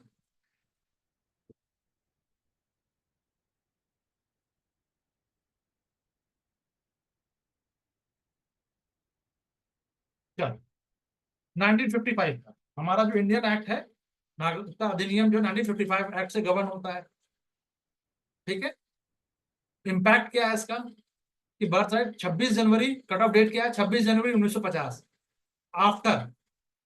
ठीक है, granted to all individuals born in India, कब तक, 26 जनवरी 1950, 1950, रिगार्डलेस द जो पेरेंटेज है। तो उनको, अगर इस डेट के बाद अगर आपने जन्म लिया है, सपोज किसी भी व्यक्ति ने, किसी इंडिविजुअल ने, तो सभी व्यक्तियों को उनके माता पिता की राष्ट्रता की परवाह किए बिना, यानी जन्मसिद्ध नागरिकता प्राप्त हो जाएगी। यानी कि वो कहाँ थे नहीं थे, आपका जन्म हो गया इंडिया में, बात खत्म। तो कई सारे जो अवैध, इलीगल, जो यू नो बांग्लादेश और म्यांमार से आए हुए रोहिंग्यास हैं, उनके बच्चे तो यहाँ जन्म ले रहे हैं, तो कल को ये उनको भी मिलेगा। 1986 नागरिकता अधिनियम में थोड़ा सा एक अमेंडमेंट हुआ 1986 में। 86 रिलेटेड टू एनवायरमेंट वाला एक्ट है ना। चलो, बढ़ती प्रवासन दर यानी माइग्रेशन को देखते हुए, due to increase migration, citizenship was restricted to children born to at least one Indian city. यानी कि बहुत ज्यादा माइग्रेशन, वो जो आप माइग्रेशन को देखने के बाद नागरिकता केवल उन्हीं बच्चों को दी गई जिनमें से माता या पिता में से कम कोई एक भारतीय हो। यानी पहले हम गलती कर चुके थे, उसके बाद 86 में जाके इसको ठीक किया गया कि कम से कम एटलीस्ट एक तो होना चाहिए। लेकिन इसमें भी गड़बड़ है। झारखंड का एक गांव है, उसको दामाद गांव कहा जाता है। क्यों? आदिवासी गांव है वो। ठीक है, न्यूज में आया था। तो वहां पे जितने भी बांग्लादेशी जो हैं, वो आ चुके हैं, और वो उन्होंने लोकल वुमेन जो है, आदिवासी वुमेन से शादी कर ली। अब आदिवासी वुमेन से शादी करने के बाद भी जमीन, कॉम्प्लिकेशन ये है कि जमीन, आदिवासी जमीन किसी गैर आदिवासी को दी नहीं जाएगी। समझना बात। तो कॉम्प्लिकेटेड हो गया। चलो, 2003 में इसमें फिर से एक और अमेंडमेंट लाया गया। अवैध प्रवासियों के बच्चों को नागरिकता प्राप्त करने के लिए अयोग्य घोषित कर दिया गया। इंडियन गवर्नमेंट ने बहुत ही मासूमियत से ये कानून तो बना दिया, लेकिन राशन कार्ड, बैंक पासबुक, आधार कार्ड, ये सब तो, इस पर तो लगाम नहीं लगाया। तो कोई अवैध कैसे हो जाएगा भाई, जब लीगल डॉक्यूमेंट उनके पास है तो। Getting my point. आप कभी भी गौर करना, थोड़ा सा, क्योंकि मेरा बैकग्राउंड है पुलिस वाला, तो थोड़ा सा या खानदान पीढ़ियों से चला आ रहा है, ठीक है, तो एक वो भी एक है कि भाई झुग्गी झोपड़ी में आग लगती है तो सब कुछ जल जाना चाहिए, सब कुछ जल भी जाता है, लेकिन इनके पास, इनके गले में वो कि भाई देखो आधार कार्ड है, सब कुछ हर चीज जल गया है, लेकिन आधार कार्ड और जो डॉक्यूमेंट है उनका वो नहीं जलता है। जरा सोच के देखो, कितने सारे इंटरव्यू यूट्यूब पे पड़े होंगे, आप देखना कभी, गौर करना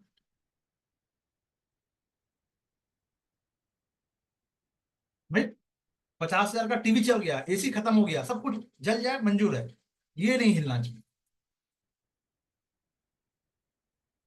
चलो, जन्मसिद्ध अधिकार, नागरिकता अधिकार पर एक कार्यकारी आदेश आया है, अमेरिका को लेकर है बेसिकली। तो इस बार इंपॉर्टेंट रहेगा थोड़ा सा कंपैरिजन, क्योंकि अमेरिकन कॉन्स्टिट्यूशन और इंडियन कॉन्स्टिट्यूशन में कुछ बेसिक जो सिमिलैरिटीज है वो सब कभी कभी पूछ लेता है यूपीएस से, ठीक है, तो इसको लेकर है ये। चलो, अमेरिका की बात कर लेते हैं हम थोड़ा सा, ठीक है, ये तो इंडिया का हो गया। अब executive order on birth right citizenship, US में क्या है?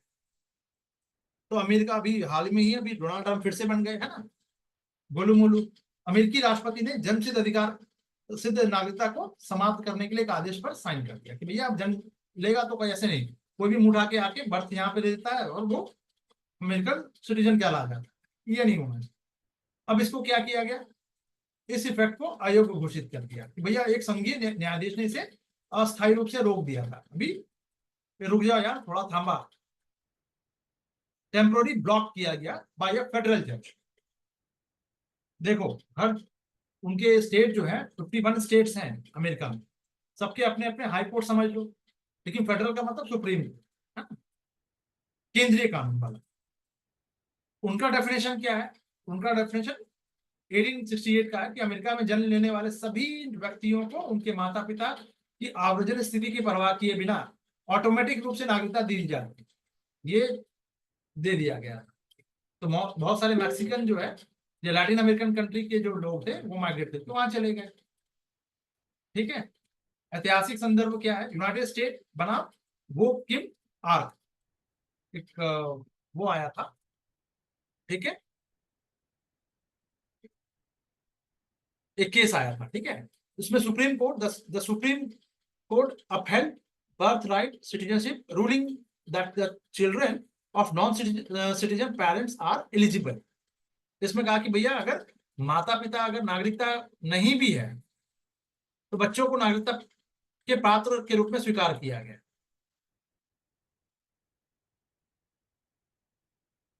कि गैर नागरिकता, नागरिक मतलब मान लीजिए कि यार एक इंडिया से है, दोनों इंडिया से सपोज, या दोनों अफगानिस्तान से है, उनके मॉम डैड, बच्चे ने वहां जन्म लिया तो ऑटोमेटिक बच्चे को मिल जाएगा नागरिकता।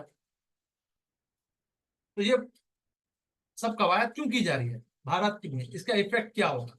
बेसिकली जो कंटेक्स है वो हमारे लिए इंपॉर्टेंट है। बार बार जो गोलू मोलू कहते हैं ना, H1B वीजा, H1B वीजा जो होल्डर्स हैं उनके लिए क्या है? तो children born to Indian professionals on H1B visa और awaiting green cards will no longer get automatic US citizenship. यानी H1 वीजा पर अगर आप, कोई इंडियन जो है वो वर्किंग वीजा पे वहां अमेरिका में काम कर रहा है, तो हस्बैंड वाइफ दोनों चले गए, तो ऑटोमेटिक रूप से अगर वहां उनका बेबी होता है तो उसको यूएस सिटीजनशिप नहीं मिलेगी, सीधी सी बात। अस्थायी वीजा धारक के लिए क्या है अब इसमें? तो इसमें कहा गया कि अमेरिका में रह रहे भारतीय छात्र हैं, उनके परिवार को अपने अमेरिका में जन्मे बच्चों के लिए नागरिकता प्राप्त करने में कठिनाई होगी, ऑब्वियस है यार। पर चाहिए क्यों? लीगल तरीके से जाओ ना, यहाँ वहां की स्थानीय लोगों से शादी कर लो, ऐसे भी मिल जाता था, तो ये तो शॉर्टकट तरीका हुआ ना। एक आध परसेंट लीगल होगा, बाकी सब इलीगल होता था, एवरीबडी नोज, है ना। तो आव्रजन का जो मामला बनता है, ठीक है, इम्पैक्ट ऑन इमिग्रेशन पे क्या इसका इम्पैक्ट पड़ेगा? तो अब जो पेशेवर है, जो प्रोफेशनल्स हैं, जो स्टूडेंट्स हैं, बहुत सारे मे प्रिफर कनाडा और Australia which have more immigration friendly policy. हम वहां जाने को अपने प्राथमिकता दे सकते हैं, ठीक है, जाए, क्या दिक्कत है? बर्थ टूरिज्म पर भी रोक लग जाएगी, कि चलो भैया वाइफ प्रेग्नेंट है, अमेरिका में बच्चे पैदा करते हैं। तो विदेशी महिलाओं द्वारा अमेरिका में सिर्फ बच्चों को जन्म देने की जाने वाली यात्रा पर अब रोक लग जाएगी। अमेरिका भी बहुत देर से इसकी नींद खुली। और ये सिर्फ इंडियन के लिए नहीं बोल रहा हूं, ये रेस्ट ऑफ द वर्ल्ड की बात करता हूं। ठीक है, जैसे यही चीज हमारे यहाँ भी था। ठीक है, तो गैर निवासियों द्वारा ऑटोमेटिक जो सिटीजनशिप है उसके दुरुपयोग को रोकने के लिए, तो मिसयूज जो है उसको रोकने का एक प्रयास है। ठीक है, क्या दिक्कत है? क्लियर? चलो, पेगासस पास, वाह, अच्छा, नहीं कुछ छूट गया क्या, या मैंने कुछ छोड़ दिया? नहीं, मैंने अभी छोड़ा है। छोड़ा नहीं है, एक minute. World largest hydro power dam on Brahmaputra, ठीक है, और वैसे चीन ही बनाएगा अगर विश्व का सबसे बड़ा होगा तो। मेडोक क्षेत्र में, ये तिब्बत के मेडोक क्षेत्र में बना है, मेडोक एरिया में। China has approved the construction of world largest hydro power dam in Medog, Tibet. कहाँ पे है? ठीक है, कौन सी नदी पे है? ठीक है, पीसीएस भी पूछेगा, इसलिए पीसीएस भी लिख लो। ठीक है, इस बांध की जो, इस डैम की जो कैपेसिटी होगी 3 times bigger than three gorge dam के। अभी तक विश्व का सबसे बड़ा, ग्लोबल का, वर्ल्ड का सबसे बड़ा जो डैम है वो थ्री गॉर्ज डैम है, which is situated in China. But उसकी कैपेसिटी से अभी ये 3 टाइम्स और ज्यादा बड़ा। वेरी गुड, अच्छी बात, 3 टाइम्स, ये भी ध्यान रखना। अभी जब तक ये बनेगा नहीं तब तक, लेकिन अभी की बात करें तो फॉर द टाइम बीइंग के लिए तो थ्री गॉर्ज डैम ही विश्व का सबसे बड़ा डैम। क्लियर? तो ये थ्री गॉर्ज जो डैम है वो तिब्बत के यारलुंग सांगपो, यानी कुल मिला के ब्रह्मपुत्रा है जो सांगपो जिसको कहते हैं, ठीक है, उसके निचले भाग में बनाया गया। यह नदी अरुणाचल प्रदेश में भारत में एंट्री करने का के बाद एक बड़ा यू टर्न लेती है। ब्रह्मपुत्रा अरुणाचल प्रदेश में यू टर्न लेती है, याद रखना। 50 स्टेट, मैडम जी 50 नहीं 51 है। हेलो, वॉशिंगटन डीसी इज 51, हाँ 2 साल पहले हो चुका है, अपडेट कर लो। चलो, अब चाइना द्वारा इसका ऑब्जेक्टिव क्या बताया जा रहा है? कार्बन न्यूट्रलिटी के लक्ष्य का समर्थन करना और तिब्बत के लोगों को जॉब और इंडस्ट्री वगैरह जो है, रोजगार, एम्प्लॉयमेंट, वो सब देना। टाइम पास है, क्यों? ये ऑब्जेक्टिव नहीं है, फालतू की चीज है, क्योंकि ये एक भूकंप क्षेत्र पे आता है बेसिकली, डिस्टर्बेड लोकल इकोलॉजी को डिस्टर्ब करेगा। ठीक है, जो तिब्बतियन प्लेटू में है, टेक्टोनिक प्लेट में ही स्थित है ये। अब इतना बड़ा, इतना हेवी आप वाटर कैपेसिटी वाला बनाओगे, और डैम अगर फटा भूकंप के कारण, तो उस अर्थक्वेक के कारण, तो क्या होने वाला है? सोच के देखो। इकोलॉजिकल जो डैमेज है वो तो करेगा, इम्पैक्ट तो करेगा ही करेगा, चाहे वो बायोडाइवर्सिटी के लिए हो और एग्रीकल्चर के लिए हो। ठीक है, पूरा इकोसिस्टम जो है वो बदल के रख देगा। राजनीतिक खतरा की ज्यादा, अगर पानी अगर कंट्रोल करेगा, वाटर को कंट्रोल करता है, तो भारत और बांग्लादेश को लगता है, डर लगता है, कभी भी वो एज अ टूल यूज कर लेगा। यानी जैसे कहते हैं ना, शेलिंग करना, हम पाकिस्तान ने हम पर गोला छोड़ा, हमने भी गोला छोड़ दिया, बट चाइना ने अपना डैम का मुंह खोल दिया, पूरा बाढ़ आ जाएगा हमारे यहाँ। हम क्या खोलेंगे यहाँ से? वो डैम ही नहीं है जो चाइना की तरफ निकले, तो एज अ वेपन यूज हो रहा है। तो काउंटर में अरुणाचल प्रदेश में ब्रह्मपुत्र नदी पर भी एक हाइड्रो पावर जो है उसका, वो जो है वो बना रहा है। इंडिया भी बनाने लगा, चलो ठीक है भाई, बना लो। ठीक है, ठीक है, अरुणाचल प्रदेश। तो एग्जिस्टिंग जो कॉर्पोरेशन है वो क्या है? एक्सपर्ट जो चीन है, भारत को बाढ़ के मौसम में ब्रह्मपुत्र और सतलज नदियों का जो पानी है उसके बारे में हाइड्रोलॉजिकल डेटा देता है। एक मैकेनिज्म 2006 में ही बन गया था इंडिया और चाइना के बीच में, एक्सपर्ट लेवल मैकेनिज्म, कि भाई अगर ब्रह्मपुत्र में ज्यादा पानी आ रहा है तो हम इंडिया को पहले अलर्ट करेंगे, चाइना इंडिया को अलर्ट करेगा। ये मैकेनिज्म बन गया। तो 2 नदियों के लिए है, दो टू रिवर्स के लिए, एक ब्रह्मपुत्र दूसरा सतलज, ये याद रखना। हाइड्रोलॉजिकल डेटा प्रदान करेगा। क्लियर है शुभो एंड राज? चलो, टेंसाउ दर्रा, वेरी गुड। टेंसाउ पास, ये पास क्या है भाई, कहाँ पे है? इंटरनेशनल एक फेस्टिवल इसको ये किया गया था बॉर्डर ट्रेड एंड कल्चर के लिए। ये अरुणाचल प्रदेश में, एपी में। ठीक है, पीसीएस आईएएस सबके लिए इंपॉर्टेंट रहेगा, क्योंकि यहाँ पे एक इंटरनेशनल फेस्टिवल इस पास के पास मनाया गया है। ठीक है, अरुणाचल प्रदेश। ठीक है, ट्रेड के लिए और कल्चरल जो एक्सचेंज है उसके लिए। तो ये बेसिकली भारत और म्यांमार की सीमा के पास स्थित है। ठीक है, पेक्साओ म्यांमार के गांव का ही एक नाम है, इसलिए उसका नाम रख दिया गया, वो पास है ना।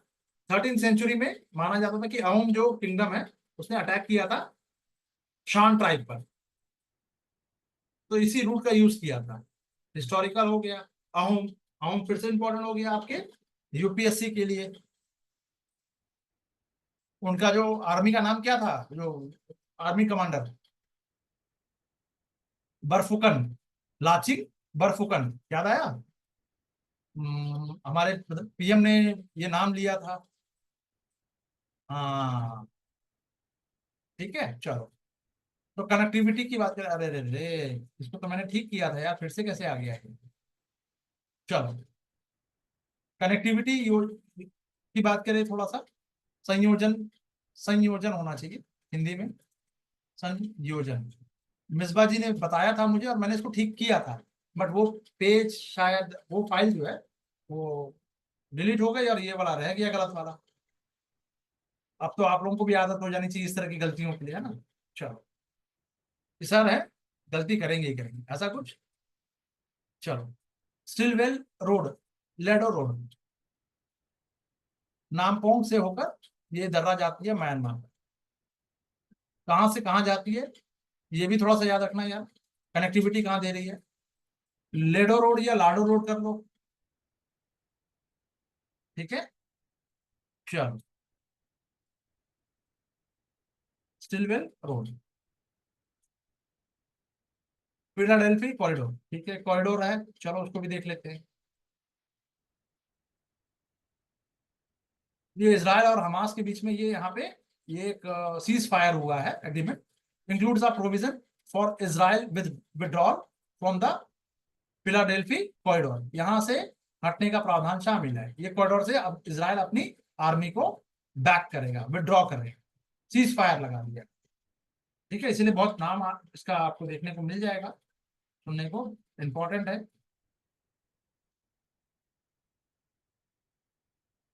ठीक है,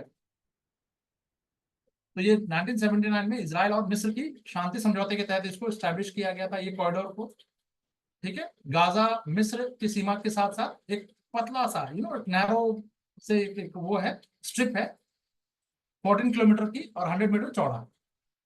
ठीक है, पर्पस क्या है, वही दक्षिणी जो गलियार जो गजा का जो है।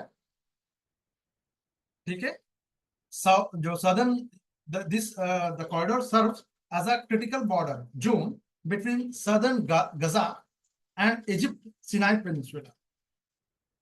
मिस्र में कौन सा प्रायद्वीप है, सिनाई प्रायद्वीप, और दक्षिण में ये गजा है या गाजा।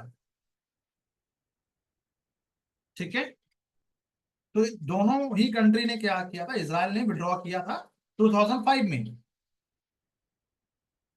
ठीक है, अपने हटाने के बाद एक डीमिलिटराइज जोन घोषित किया गया था कि कोई भी कंट्री अपनी जो है वो वहां पे नहीं रखेगी, अपनी आर्मी फोर्स को नहीं रखेगी। ठीक है, जिसमें इजरायली बस्ती या सैन्य उपस्थिति की अनुमति नहीं थी, यानी आप इसमें नहीं कर सकते।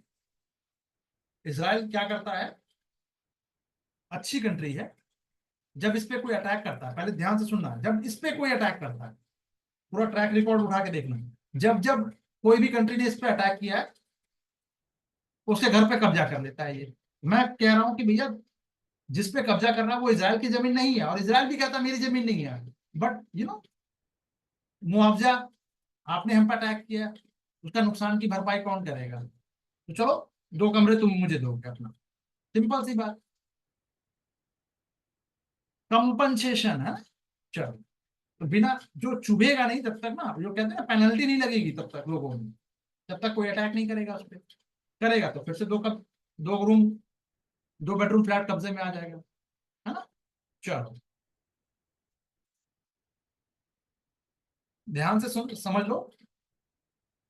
इजराइल कभी भी किसी ने अटैक नहीं किया है, ऑफेंडर नहीं है, और ये अटैकर में नहीं होता कभी भी, डिफेंस में रहेगा।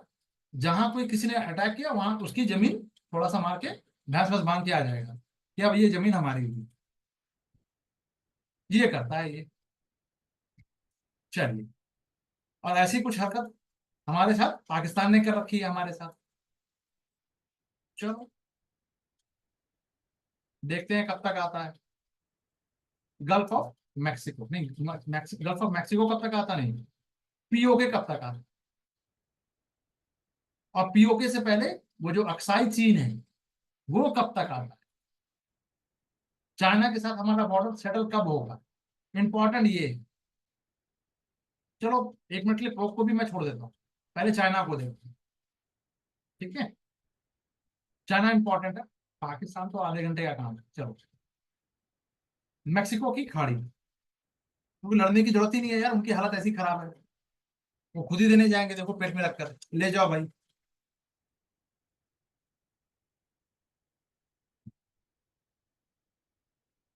मैक्सिको की खाड़ी, गल्फ ऑफ मैक्सिको इंपॉर्टेंट है।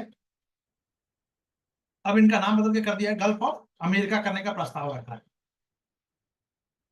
But there has been a proposal to rename the gulf of Mexico as the gulf of America. Okay, तो उसका अगर पहले थोड़ा बाउंड्रीज देख लो यार, तो यूनाइटेड स्टेट नॉर्थ में है इसके, मैक्सिको वेस्ट और साउथ में है, क्यूबा उसके साउथ ईस्ट में है। बहुत इंपॉर्टेंट।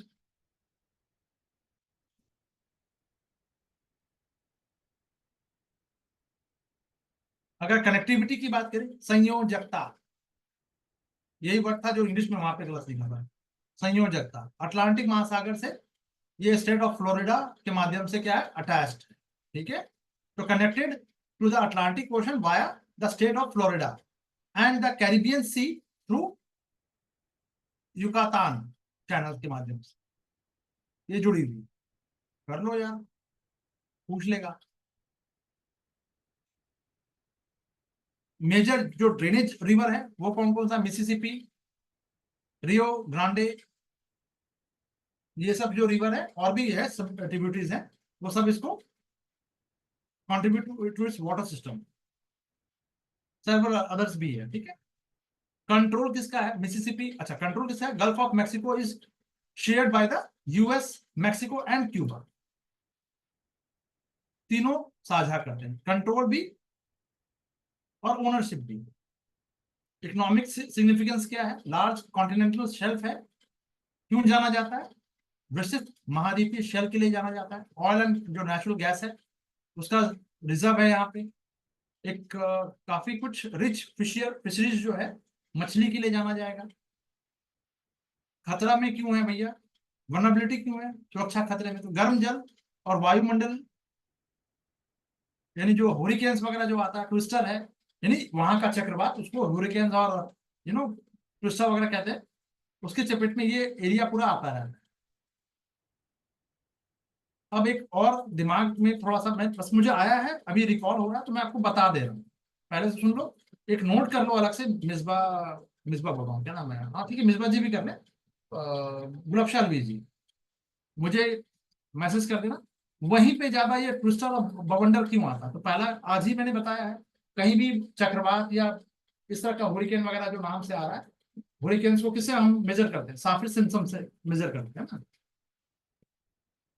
तो ये वहीं पे क्यों आ रहा है, रीजन ये कर लेंगे। ठीक है, चलो, और आज का एक लास्ट टॉपिक, पैनामा कनाल। ठीक है, तो ये हाल में क्या हुआ, जो डोनाल्ड ट्रम्प ने जो है इस पे अमेरिका के नियंत्रण वापस लागू करने की, यानी अंकल सैम जो है नहीं मानेंगे। सबको अपने कब्जे में रखना है। वेरी गुड, अच्छी बात, धमकी उमकी दी है उन्होंने, अच्छी बात, थ्रेटन किया है, री इम्पोज करेंगे US control over the Panama canal. ठीक है, अच्छी बात है, कर लो यार। 82 किलोमीटर का ये लंबा है, ये कैनाल है, वाटर कैनाल, आर्टिफिशियल ऑब्वियस है। पैसिफिक एंड अटलांटिक को ये क्या करता है, आपस में कनेक्ट कर, दैट्स इट। नेविगेशन रूट है ये, ship pass through Gatun lake, Gatun lake, इसके इससे जुड़ जाता है, जहाज जो है गुजरता है। ठीक है, नेविगेशन मार्ग है, इंपॉर्टेंट। इसका स्ट्रेटेजिक इंपॉर्टेंस क्या है भाई? तो one of the two most important artificial waterways है globally, alongside with the Suez canal. पहला दुनिया में सबसे महत्वपूर्ण वाला जो ट्रेड रूट, ये जो वाटरवेज है, बॉडी है, जो एक तो आपका हो गया पैनामा, दूसरा हो गया स्वेज, मिस्र वाला। स्वेज यूपीएससी ने पूछ रखा है, कोई ईयर बता दो यार, आज ही आप लोगों ने पढ़ा है। तो अमेरिका के लिए इतना इंपॉर्टेंट क्यों है? क्योंकि अमेरिका का जो ईस्टर्न एंड वेस्टर्न जो कोस्ट पे, ये पूरा 8,000 मील को कम कर देता है। घूम के नहीं जाना पड़ेगा पैनामा कैनाल, इतना पूरा घूम के नहीं जाना, बस इस कैनाल से ही थ्रू आप चले जाओ। क्लियर है? चलो, अर्थव्यवस्था। अब ये अर्थव्यवस्था का जो हम जो लॉन्ग वाला टॉपिक है, इसको हम बाद में करेंगे। आप लोग क्या कीजिएगा, इसका कुछ क्वेश्चन वगैरह जो है वो सब कर लेना है यार, ठीक है ना? मेरे भरोसे मत बैठो, जब ये शॉर्ट वाला खत्म हो जाएगा, फिर मैं लॉन्ग में कुछ जो पहले से मैं अंडरलाइन करके बैठूंगा, तो वो थोड़ा सा बेनिफिट रहेगा आपके लिए। ठीक है, जल्दी से करा दूंगा उसको, बट फिलहाल के लिए या शॉर्ट में बता दूंगा, बहुत डिटेल में नहीं जाऊंगा, शॉर्ट में बता दूंगा, ताकि आपका अगर क्वेश्चन आ जाए तो छूटे नहीं। मैंने फिर से कहा कि छूटे नहीं आपका, ये मेरे ध्यान में है। ठीक है, चलो। तो इसका जो हो जाएगा सबका, कहाँ गया इसका पेज नंबर, कितना हो गया भाई? जल्दी से बताओ आप लोग, पेज नंबर।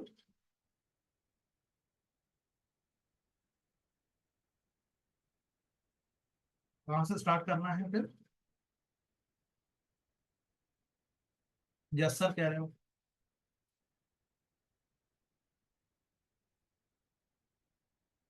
यहाँ से, ठीक है। हाँ, 63 है। पेज नंबर 80 हो गया बॉस। गुलाबशालवी जी, मैडम जी, सर मैडम, ये पेज नंबर 80 यहाँ से स्टार्ट होगा, ठीक है कल। याद रखिएगा, पेज नंबर 80। ठीक है, और जो ऊपर में जो टॉपिक है, उसका जो एक प्री पॉइंट ऑफ व्यू से आप लोगों को एक रफली आइडिया मतलब पूरा मिल जाएगा, उसके लिए परेशान मत होना, ठीक है। Okay guys, bye for now, and please आज 10 तारीख है, आप लोग अपने अपनी फीस को जमा कीजिए, ठीक है। मॉर्निंग वाली भी, इवनिंग वाली भी, ठीक है। Okay guys, bye for now.